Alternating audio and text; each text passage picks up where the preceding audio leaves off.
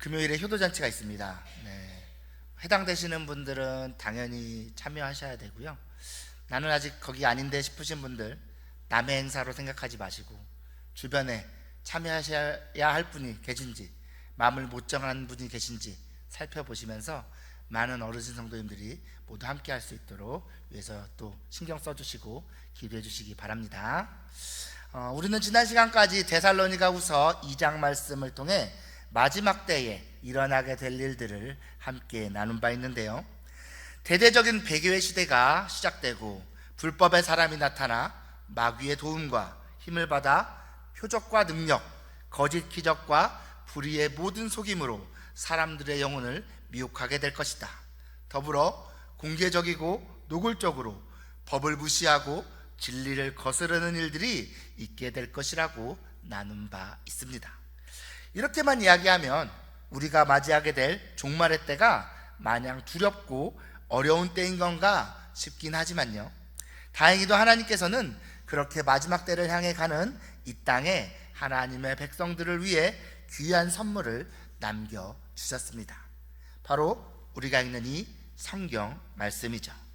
이 말씀이 마지막 때에 우리가 요동하지 않고 분별하며 서 있을 수 있도록 우리가 나아가야 할 방향을 알려주는 나침반이 되어주는데요, 그런 만큼 우리는 주님 앞에 서는 그날까지 주신 믿음을 잘 지켜갈 수 있도록 우리에게 전해진 생명의 말씀 위에 굳게 서서 요동하지 않아야 하는 것입니다. 사실 말은 이렇게 하지만 제가 굳이 말씀의 중요성을 여러분에게 말씀드리지 않아도 여러분을 포함해 한국 교회 성도들만큼 말씀을 사랑하는 사람들이 또 있을까 싶기도 한데요, 당장 여러분들만 해도요, 매 주일마다는 물론이거니와 주중에도 이렇게 여러 예배의 자리를 통해 하나님의 말씀을 듣기를 즐거워하시고요. 즐거워하시죠? 네. 매일 성경을 읽는 것은 물론이거니와 양육반을 통해 따로 말씀을 배우기도 하죠. 우리 신일교회는 지금 리딩 지저스 성경 읽기 프로그램을 진행하고 있는데요, 어떤 분들은 이 프로그램에 따라 정해진 하루의 분량으로는 성에 차지 않아서 리딩 지저스는 리딩 지저스대로 하면서 개인적으로 따로 성경을 읽어가기도 하실 정도입니다. 이렇게만 보면 그런 여러분에게 말씀과 관련하여 어떤 이야기를 하는 것이 무슨 의미가 있을까?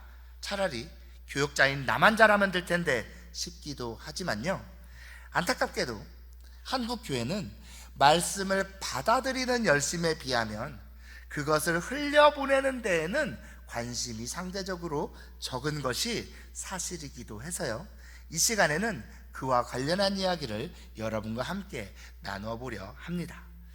제가 다른 설교에서 자동차에 기름을 넣는 것에 우리가 말씀을 듣는 것을 비유하면서 우리는 자동차를 채워넣기 위해 기름을 넣는 것이 아니라 기름 넣은 자동차로 잘 달리기 위해 기름을 넣는 것이라 말씀드린 바 있는데요, 그 비유대로라면 한국교회 성도들은 차에 기름을 채우는 데에는 열심히 아주 넘쳐나는 데 비해 그렇게 기름을 넣은 자동차로 신나게 달리는 데에는 상대적으로 열심히 덜하다 할 수 있는데요, 여러분, 하나님의 말씀이 저와 여러분에게 그 능력을 온전히 다 발휘하도록 하려면 그 능력을 우리 안에 가두고 쌓아두기만 할 것이 아니라 우리에게서 다시 밖으로 흘려보낼 수 있어야 하는데요, 그런 만큼 이 시간에 데살로니가후서 3장 말씀을 가지고 우리가 말씀을 흘려보낼 수 있는 방법은 무엇인지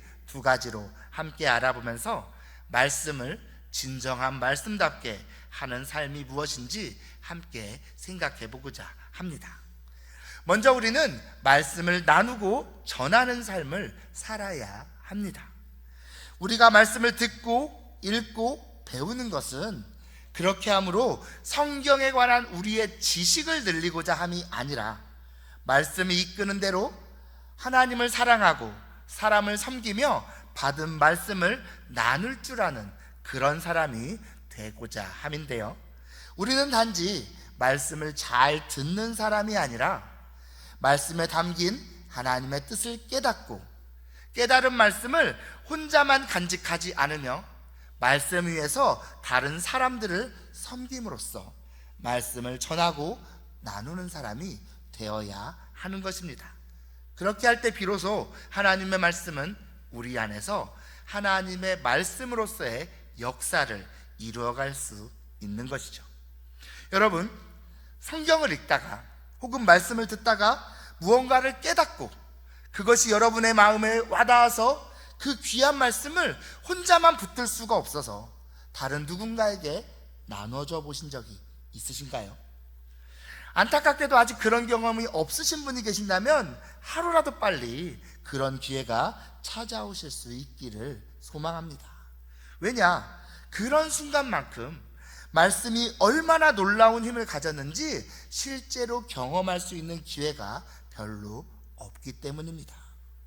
여러분이 나눈 말씀의 그 씨앗이 준비된 영혼, 예비된 심령에게 떨어지면 말씀을 들은 그 영혼이 그 말씀에 이끌려 주님 품 안으로 돌아오게 되는 놀라운 역사가 일어나는데요, 그때 하나님께서 우리에게 말씀을 주셨을 때에는 그렇게 그저 우리 안에만 쌓아두도록 주신 것이 아니라 나를 통해 이웃들에게로, 다른 사람들에게로 나누어지고 증거되도록 주신 것이구나 하는 것을 우리도 알게 되는 것입니다.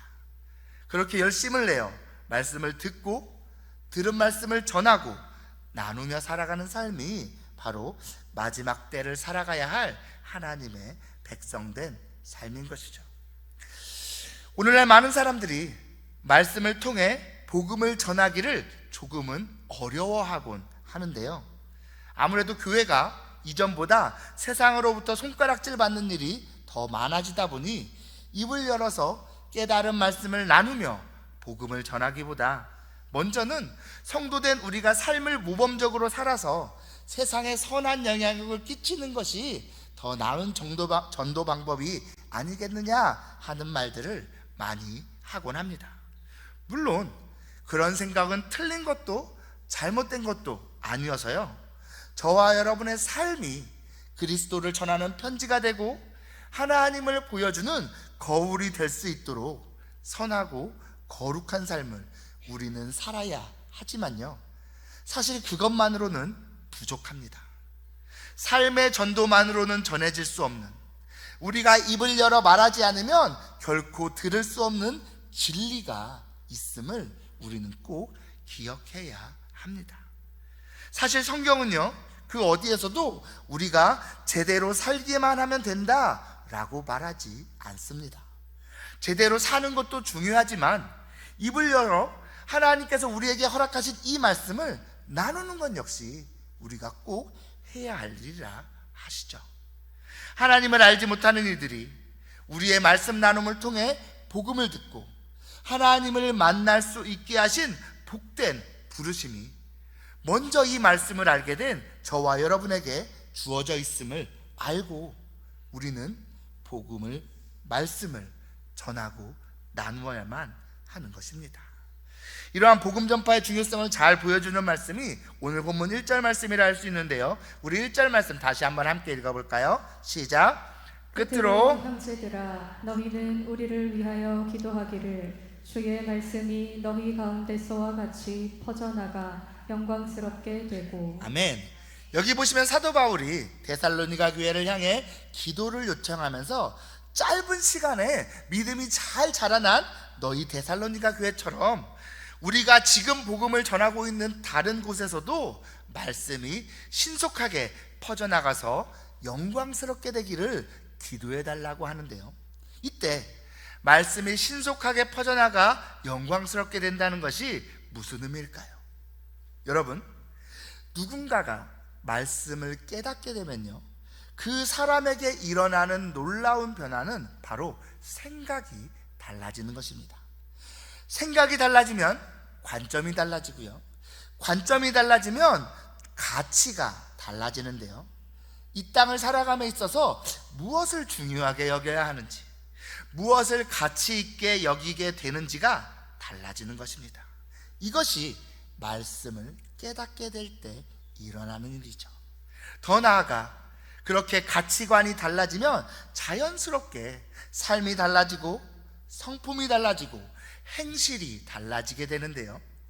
우리의 복음 전파를 통해 말씀이 퍼져나가서 사람들에게서 깨달음이 일어날 때 생명을 잃어버린 채 죄 아래에 있던 사람들이 용서받아 그리스도의 영광스러운 형상을 회복하게 되고요, 거룩과 정직이 회복되는 영화로움으로 나아가게 됩니다. 말씀을 통해 그러한 일들이 세상 가운데 일어나며 말씀이 하나님의 영광을 얻게 되는 것, 이것이 말씀이 퍼져나가 영광스럽게 되는 것의 의미인 것입니다. 바로 이 일을 위해 말씀 안에서 모든 사람이 새롭게 되어 하나님의 형상을 회복하고 온 땅 가운데 하나님의 통치, 하나님의 긍휼이 넘쳐남을 통해 말씀이 영광스럽게 되는 이 일을 위하여 저와 여러분이 해야 할 일이 바로 입술을 열어 복음의 진리, 하나님의 말씀을 전하는 일이라는 것이죠. 사랑하는 성도 여러분, 하나님의 말씀은 저와 여러분을 생명의 길로 인도하고 우리를 하나님의 백성답게 살아가게도 하지만요, 동시에 우리를 통해 다른 이들 역시 복음으로 인도하는 통로가 되기도 합니다. 그러한 말씀이 진정으로 말씀답게 되는 길은 바로 더 많은 이들이 말씀을 통해 변화되어 새로운 삶을 살아감으로 말씀이 영광스럽게 되는 것인데요, 그 일을 위해 저와 여러분은 말씀을 나만의 것으로 품고 있을 것이 아니라 입을 열어 전해야 하는 것이죠. 이러한 사실을 기억하며 날마다 주의 말씀이 나를 통해 퍼져나가기를 힘쓰므로써 말씀을 영광스럽게, 말씀을 말씀답게 하는 저와 여러분이 다 되시기를 소망합니다. 두 번째 주제를 나누기에 앞서서 잠깐 오늘 본문 1절과 2절 말씀을 한 번만 더 읽어보려 하는데요, 우리 함께 읽어볼까요? 시작. 끝으로 형제들아, 너희는 우리를 위하여 기도하기를 주의 말씀이 너희 가운데서와 같이 퍼져나가 영광스럽게 되고 또한 우리를 부당하고 악한 사람들에게서 건지시옵소서 하라. 믿음은 모든 사람의 것이 아니니라. 아멘. 여기 보시면 데살로니가후서의 마지막 장인 3장 말씀을 시작하면서 사도 바울이 기도를 요청하고 있는데요, 오늘 본문 직전인 2장의 마지막에서 데살로니가 교회를 위해 기도했던 사도 바울이 3장에서는 자신의 영적 자녀와도 같은, 실제로는 복음을 전한 지 겨우 1년 정도 된 이 데살로니가 교회의 어린 성도들을 향해 기도를 부탁하고 있는 것입니다. 여러분, 아마도 이 자리에 계신 분이시라면 대부분 시간을 내어 기도하실 때마다 저와 다른 교역자들을 위해서도 기도하실 것이라고 저는 믿습니다. 네.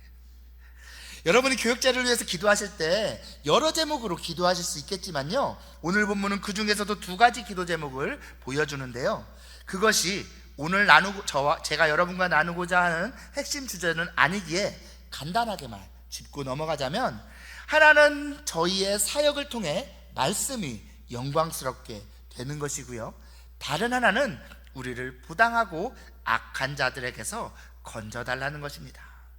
교역자를 위해 기도해 주시되 저희가 말씀을 준비하고 전함에 있어서 사람을 두려워하거나 사람에게 아첨하기 위해 말씀을 왜곡하고 희석하며 타협하는 일이 없도록, 부당하고 악한 자들에 의해 흔들리지 않도록 사역자들에게 은혜를 주시기를 위해 기도해 주셔야 하고요, 누구 설교 잘하더라, 누구 설교가 좋더라 라는 그런 말을 듣기 위해서가 아니라 성경 본문이 나타내고자 하는 하나님의 말씀을 충성스럽게 대언하면서 듣는 모든 이들이 하나님의 말씀을 제대로 알아갈 수 있도록, 그런 통로가 될 수 있도록 교역자를 위해 기도해 주셔야 한다는 것이죠.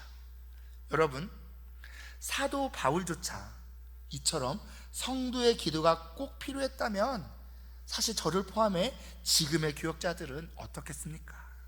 그만큼 사역자에게는요, 기도의 동역이 꼭 필요합니다. 이러한 사실을 기억하며 저희 사역자들을 위해 기도하기를 멈추지 않는 여러분들이 되시기를 바랍니다. 다시 오늘 주제로 돌아와서요, 다음으로 말씀을 말씀답게 하는데 꼭 필요한 것이 무엇이냐? 바로 순종입니다. 우리 오늘 본문 4절 말씀을 다시 한번 같이 읽어볼까요? 4절입니다. 시작. 너희에 대하여는 우리가 명한 것을 너희가 행하고 또 행할 줄을 우리가 주 안에서 확신하노니. 아멘. 이게 무슨 말이냐? 바울이 지금요 데살로니가 교회를 향해 내가 너희에게 가르치고 전했던 것을 너희가 잘 행하고 있는 줄 내가 잘 안다, 또 앞으로도 그렇게 너희가 행할 줄 내가 확신한다 라고 말하는데요, 무슨 뜻입니까? 간단히 말하면 데살로니가 교회에게 말씀의 순종을 기대하고 있다는 것입니다.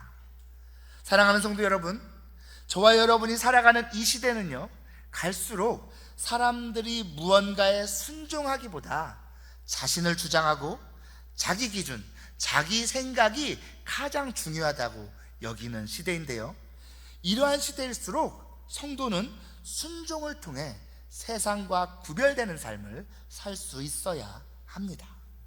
모두가 어떻게든 기죽지 않으려고 하고 그렇게 힘있게 살고 싶어하고 자기 주장을 밀어붙이면서 살고 싶어하는 이런 시대일수록 내가 아닌 하나님의 말씀에 순종하는 삶이야말로 성도가 드러내야 할 변함없는 정체성, 성도의 구별됨인 것입니다.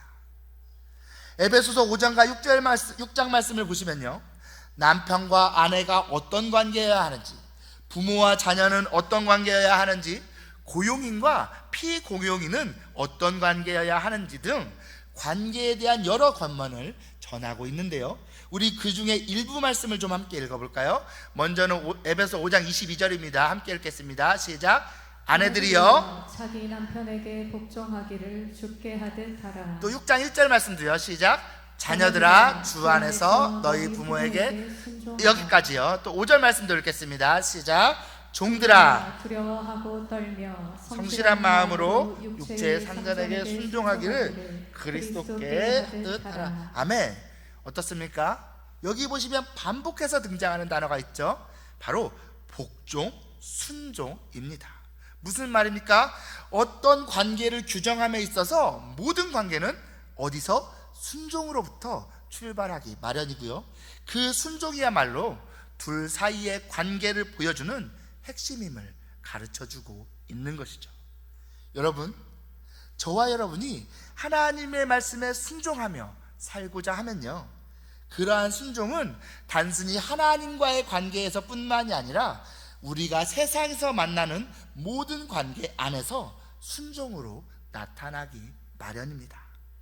세상이 그런 것처럼 어떻게든 내가 중심이 되고 나를 더 높이려는 삶이 아니라 예수 그리스도 때문에 나 역시 스스로 종이 되는 삶, 순종이 우리를 향한 하나님의 부르심임을 알아 어떻게든 나 자신을 낮추어 순종으로 채워가는 삶이 바로 말씀에 순종하는 삶이자 저와 여러분이 살아가야 할 성도의 삶인 것입니다. 다시 오늘 말씀으로 돌아와서 우리 이어지는 5절 말씀도 함께 읽어볼까요? 시작. 주께서 너희 마음을 인도하여 하나님의 사랑과 그리스도의 인내에 들어가게 하시기를 원하노라. 아멘. 여기 보시면요, 사도 바울이 말씀에 순종할 것을 말하면서 어느 정도로 순종하기를 원하는지 보여주는데요, 바로 마음입니다.